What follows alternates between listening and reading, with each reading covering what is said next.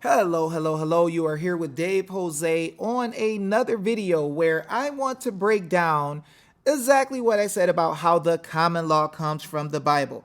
Now, there is a gentleman who is going crazy all over my YouTube channel, and I'll give you a picture. He seems like one of the lawyer trolls, and he's stating that the common law does not come from the Bible, does not have anything to do with the Bible. So what I'm going to do is take you to a 1772 case, which I will post here so you can see it. And we're going to go into it and we're going to look at what this was dealing with. Now, this is going to talk about the Native Americans. This is going to talk about the Moors. This is going to talk about mulattoes. And it's going to talk about slavery. But what I'm going to deal with is the very words that we find in this text of this court case. And I want to understand if it seems like I'm telling the truth, that this common law deals with Christianity and this law was dealing with Christianity, and if they had a problem with what they were doing with slavery and it was based on Christianity.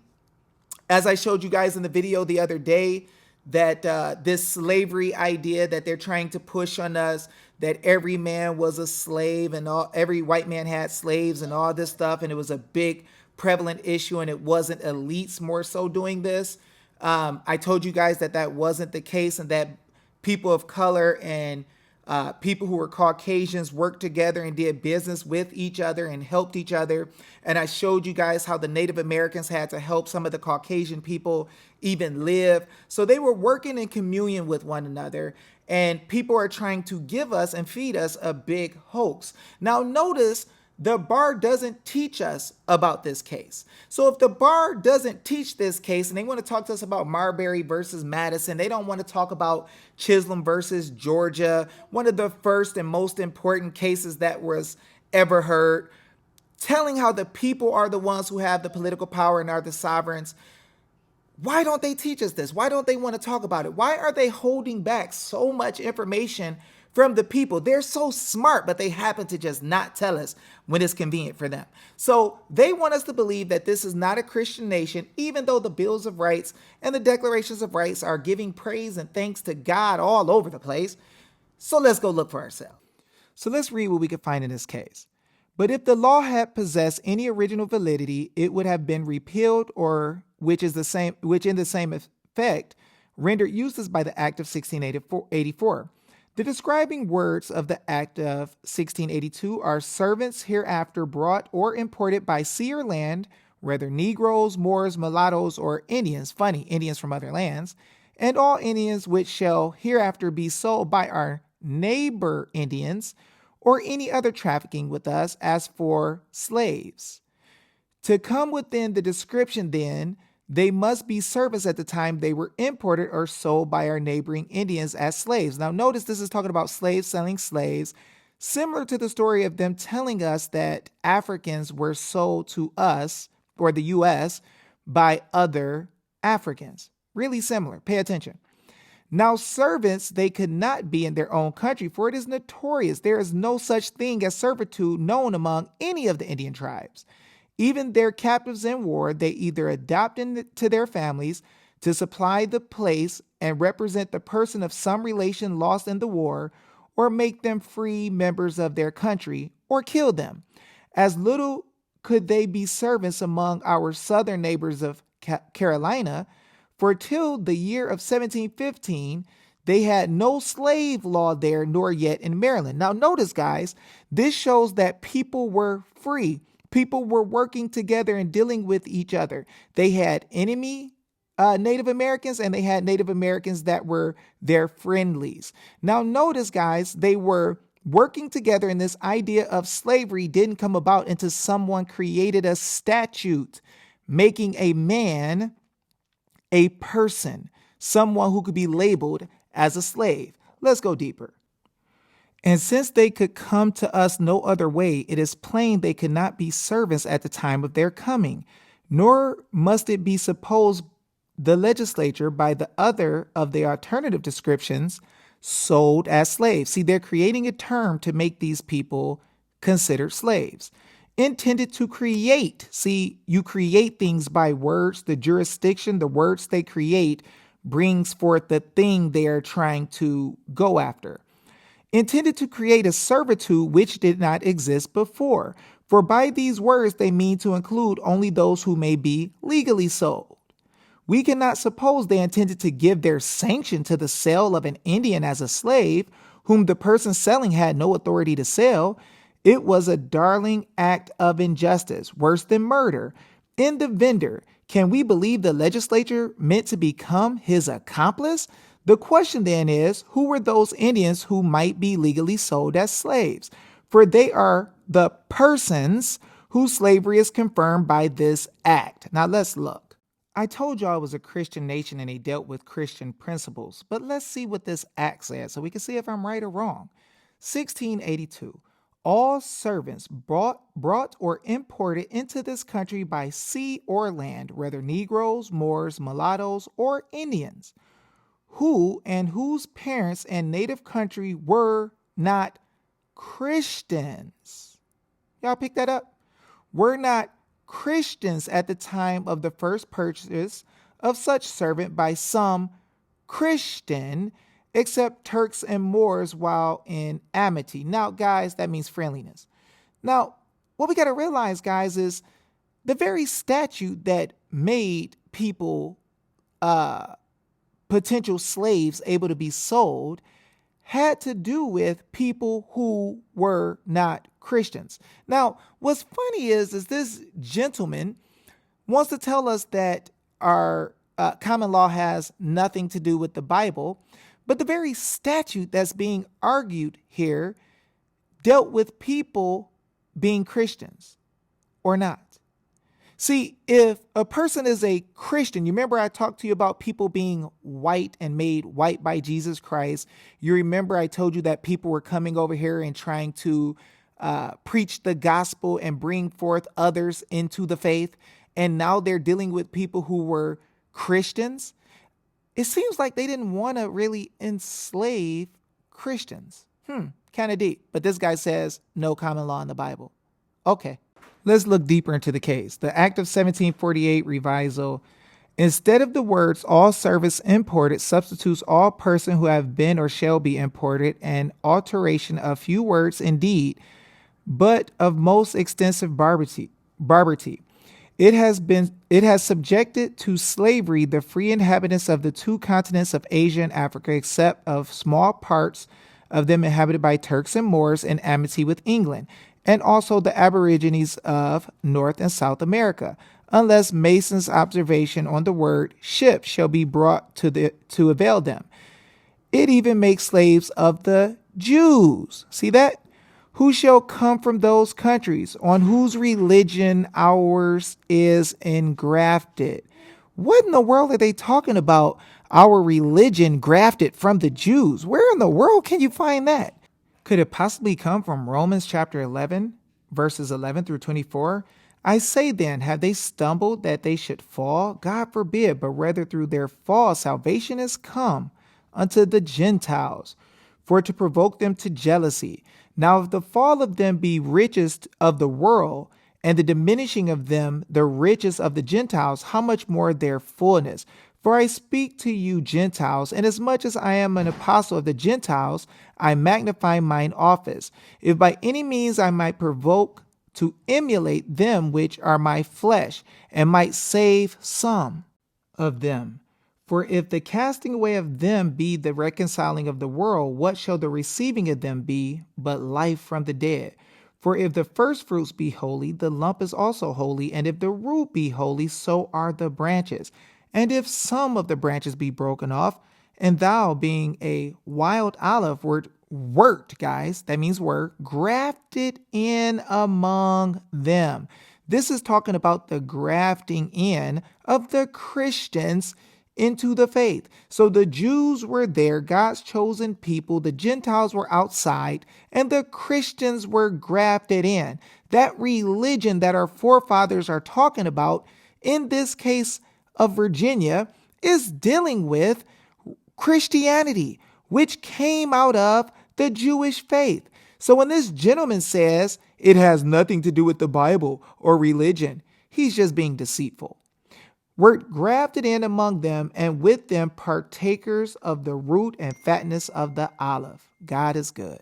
Now I'm going to show you why a lot of these trolls hate my guts and these attorneys, because they have to hide the truth that this is really about God, his word, and that's what our forefathers put in place. Watch this. He observed that we came to this new world not called by the invitations, nor provoked by the injuries of its inhabitants. Nobody did these people wrong. That by force we dispossessed them of the wilds they had inhabited from the creation of the world. So they knew that the inhabitants were here from the creation of the world, which was carrying far enough our violation of their rights, that we did not therefore pretend in general to reduce their persons under our dominion. Of some of them, indeed, we accepted the subjection, but this was a civil union of one state with the other, not a domestic and servile submission of individuals to individuals. Accordingly, the freedom of the Confederate or United States, little letters, right? States brought together, was secured by solemn treaty. See, there was real law put there that the lawyers and the government workers don't want everybody to know about. We were working together, y'all. People of color and people who were Caucasians worked together enjoying life and had treaties. Watch this. This is the case of our tributary and friendly Indians. That's us, guys. The Native Americans were the copper-colored people. Watch this.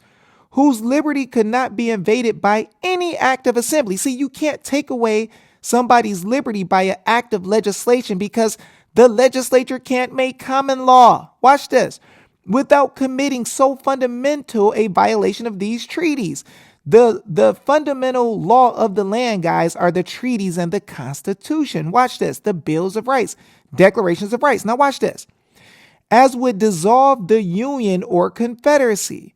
See, you could get rid of the Union and Confederacy when you go against the principles of the common law and natural freedom of people. Watch this. And restore them again to their natural independence. As little could the wars we waged against others of them justify the reducing the captives to slavery, because all such wars, whether we or they commenced hostilities, were just on their part. Enter to pro edis et fauces, to defend from the invasion and encroachments of hostile strangers, meaning they fought because they had to. The native soil in which the God who made had planted their fathers, and said to them, over this thou shalt have dominion. Guys, where did they get that from? Well, what do you know? Genesis 1:26, the Bible. And God said, let us make man in our image after our likeness, and let them have dominion over the fish of the sea, and over the fowl of the air, and over the cattle, and over all the earth, and over every creeping thing that creepeth upon the earth.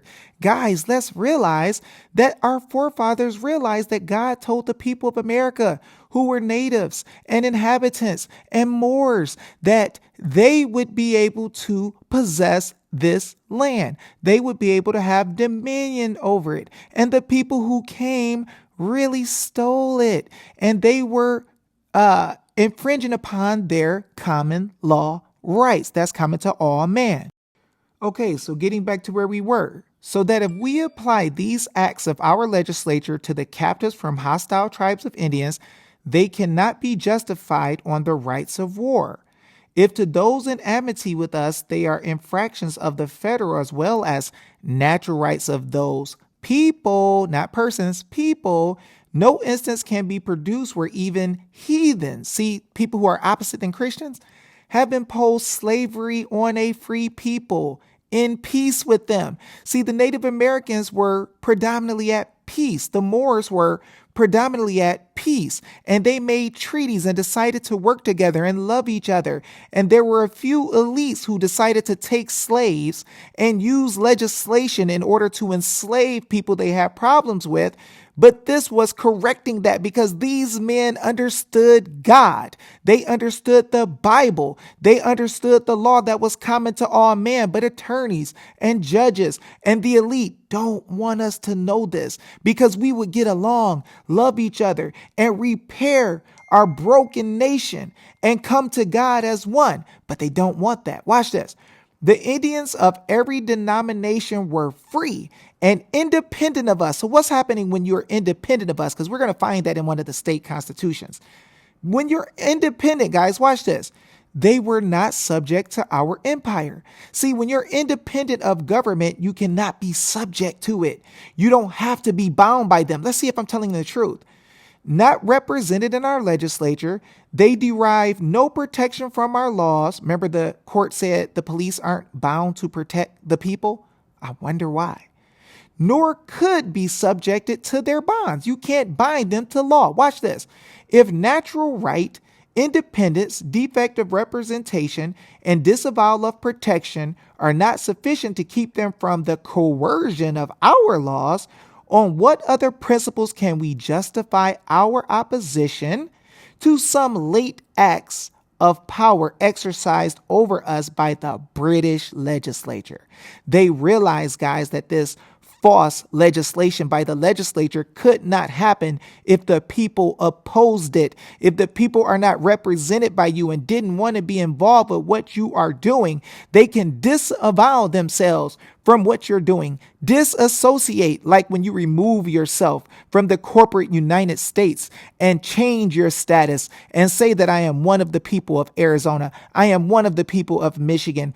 I do not want to be involved with your 14th Amendment United States that says we are bound by all your legislation and jurisdiction. See, guys, yet they only pretended to impose on us a paltry tax and money, we on our free neighbors, the yoke of perpetual slavery. Okay, people. So I hope that you can see that God has allowed me to put this together for you very clearly. Notice that the legislature in England wanted to do bills of attainder to make the people in America their persons or subjects so that they could force pretended legislation on them. Why is it pretended legislation? It is pretended because you cannot legislate away the rights and the liberties of people that come from God. This is why the bar doesn't want you to know about this case. This is why this guy is coming here fighting, talking about common law has nothing to do with the Bible. I just proved to you it has everything to do with the Bible because God has given land to all men. And there were people who were elitists who came to America and was working nicely with Native Americans and Moors and mulattoes, and things were great. And they had treaties. And people decided to go against the treaties to try to write legislation to attack those people who they wanted to enslave. But guys, understand that that is not the way that it was. Our forefathers believed in God. They believed in truth. They believed in the rights that were common to all men. This is what biblical common law is. God has blessed me since a little boy with my father preparing me and helping me to learn the Bible, to remember it, to quote it. And I did this because I wanted to please him so bad. And so he opened up the scripture to me, and God used him to deliver those messages for a time such as now. Now the people are coming back to freedom, realizing the treaties that were had between the Native Americans that look like me with my arrowhead nose and my armband on my arm, right? The ones who were Blackfoot, Black Hawk, Cherokee, and some of these other Native American tribes that our forefathers talk about. And the reason they can't have you knowing about this is because we will see that the story they gave you that all white people were slaves owner was a hoax. We were getting along, loving each other. But some of the elitist people who were Caucasian decided to take slaves of white people, Native American people, and people they called Negroes or mulattoes or Moors. So guys, understand that we don't have to be divided. We can know the truth, right?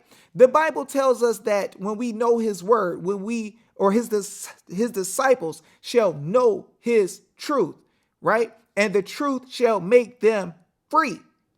So guys, we are becoming free because God is showing us wisdom, understanding, and knowledge. And the world doesn't want us to seek him. But we're coming back, and we're coming back fast, and we're gaining knowledge, wisdom, and understanding. And we are seeing the goodness of God. We are seeing the fact that this really was a Christian nation which had Indians who were Christian, which had mulattoes and what they called Negroes or Moors that were Christian. So guys, don't get it twisted. And you'll notice there were some highlights where they were scribbling stuff out so it couldn't be seen. We need to know what that says.